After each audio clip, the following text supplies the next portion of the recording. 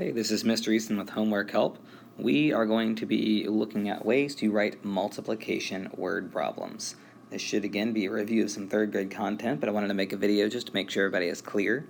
I'm going to be making three different word problems today.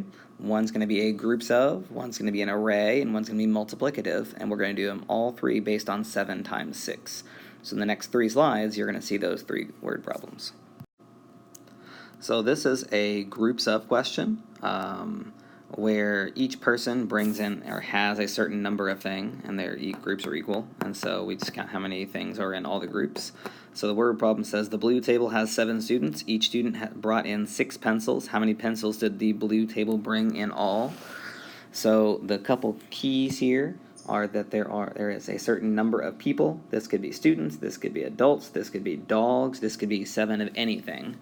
And then each of those things need to have 6 items. So students with 6 pencils, dogs with 6 bones, cars with 6 wheels or something. It's a strange car, but sure. The idea is that each of the things has a certain number of items, and that would be an example of a multiplication question. Now let's move on to the next one. So in this case, we have a 6 times 7, and I try to make one that would fit an array. Kavya has some apples. There are 6 rows, and each row has 7 apples. How many apples does Kavya have? You could again think about this as a groups of question because there are 6 rows and 7 in each row. But we could think about this kind of in terms of an array, or if we were to draw 6 rows and 7 apples in each row, it would make that array. But this is another example of a multiplication question, and then we'll look at one more in the next slide.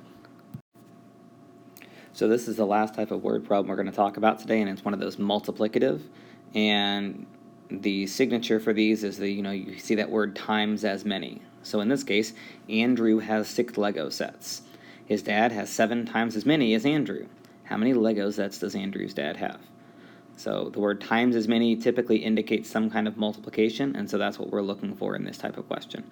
The students can feel free to use whichever of these strategies or whichever of these types they want, as long as it fits the multiplication expression. So this has been Mr. Easton with Homework Help. Good luck, and I'll see you in class tomorrow.